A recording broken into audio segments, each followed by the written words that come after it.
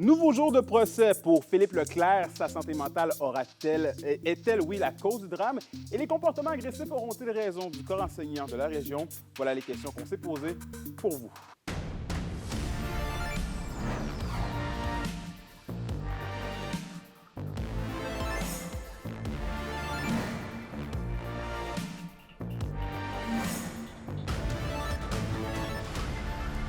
Ici Anthony Allaire et voici vos informations. Dans le monde judiciaire, c'est une troisième journée de procès pour Philippe Leclerc à Rouyn-Noranda, accusé d'avoir involontairement tué à la hache son oncle René Leclerc en juin 2022. Et Alexandre, la question de la santé mentale prend de plus en plus de place dans le procès. Oui, tout à fait. Ce matin, on a eu le témoignage du policier de la Sûreté du Québec qui a procédé à l'arrestation de Philippe Leclerc. Ce dernier a rapporté cet avant-midi certains oui-dire, comme quoi que l'accusé était connu des services de policiers en lien avec des enjeux de santé mentale, d'agressivité et de consommation de drogue. Un contre-interrogatoire très serré avec la défense en est suivi, au cours duquel le maître Élise Pinsonneau a talonné le témoin sur l'état physique et mental de son client au moment de l'arrestation. Philippe Leclerc aurait eu un comportement étrange lors de l'arrestation en se tortillant sans raison apparente, selon l'agent de la Sûreté du Québec. Le juge a été clair avec le jury. Tôt ou tard, il faudra bien répondre à la grande question, Anthony. Est-ce que M. Leclerc faisait face à des enjeux de santé mentale qui le rendaient non responsable de ses gestes? Bien, c'est là tout le travail qui attend le jury dans cette affaire-là. Oui, d'autant plus qu'hier, on apprenait que les deux hommes n'étaient pas nécessairement en conflit, là. Non, même que Aline Dallaire, qui est la femme du défunt, qui a témoigné hier, a mentionné que Philippe aimait son oncle René. Reste que, selon le médecin qui a examiné le corps, le coup de hache porté à la tête de René Leclerc était de nature mortelle. Pour la suite, on ne sait toujours pas si l'accusé va témoigner. La présentation des preuves se poursuit demain et la semaine prochaine. On vous tient au courant de tous les détails dans cette affaire-là. Parfait, on suit le dossier de près. Merci Alexandre. Au plaisir. Et en éducation, selon une étude de la Fédération des syndicats de l'enseignement menée auprès de 231 enseignants de la région, la situation d'incivilité dans leurs établissements scolaires est plus que préoccupante. Les détails avec Alexis Dumont. 75 des 231 membres de la région sondée disent que l'incivilité perçue dans les écoles représente un problème important. Des enseignants qui ont dit, ça devient une surcharge dans ma tâche, mais surtout, ça vient aussi nuire à ma motivation à enseigner.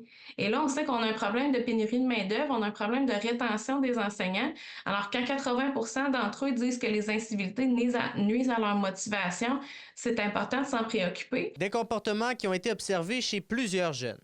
Parce que l'enfant qui essaie de se concentrer et qui a toujours l'élève à côté qui interrompt l'enseignant, qui fait du bruit toujours pour déranger, qui lance des insultes, ben c'est sûr que ça vient nuire à sa concentration. L'enseignant doit intervenir constamment, ce qui fait qu'il perd du temps d'apprentissage aussi. Donc, vraiment, il n'y a personne qui en sort gagnant là, dans ces situations-là. Pour Karine Rivard, enseignante dans une école primaire à Rouyn-Noranda, diverses solutions doivent être considérées pour diminuer le problème.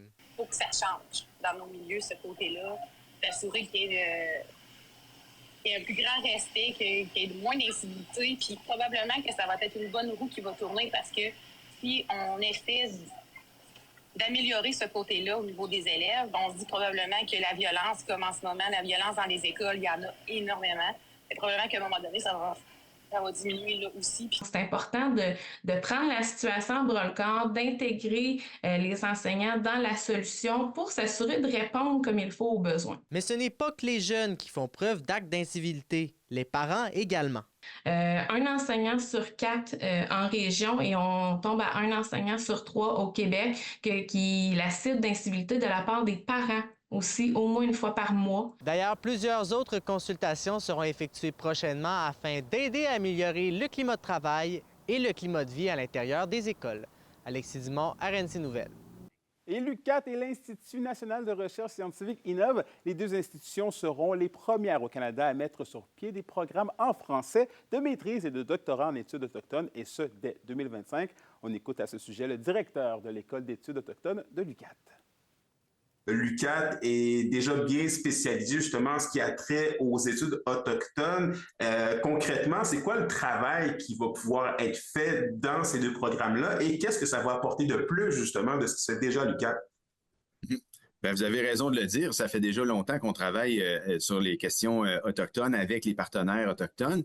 On a diplômé beaucoup d'étudiants et d'étudiantes, mais pour faire ça, on devait utiliser là, ce qu'on appelle des programmes sur mesure, à défaut d'avoir des programmes réguliers là, sur ces thématiques-là.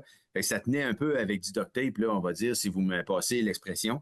Et là, maintenant, ce que ça fait, c'est que ça vient consolider les expertises, nous donner les moyens de nos ambitions.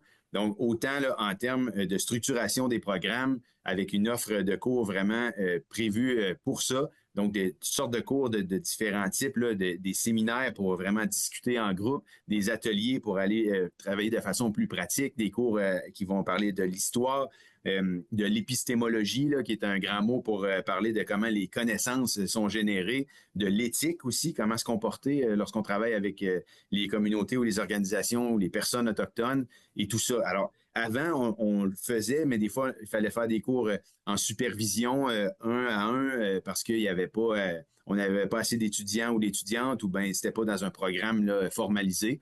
Donc maintenant que c'est fait, puis on peut le faire parce qu'on a joint nos expertises là, à celles des collègues de l'INRS. Fait qu'avec les deux institutions, on avait la masse critique, si vous voulez, pour aller de l'avant avec ça. Donc, plus de dialogue, plus de discussion. Qu'est-ce que ça en dit justement sur les opportunités et sur l'avenir et la compréhension des enjeux autochtones?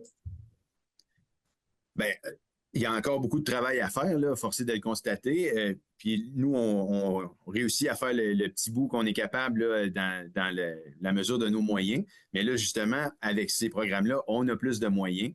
Ça donne des occasions à des étudiantes et étudiants de l'Abitibi-Témiscamingue, qu'ils soient autochtones ou non autochtones, mais aussi d'ailleurs au Québec et même ailleurs dans le monde, parce qu'il y en a partout, hein, des communautés autochtones qui vivent parfois soit des défis ou des enjeux similaires, ou alors c'est différent, puis la comparaison demeure intéressante.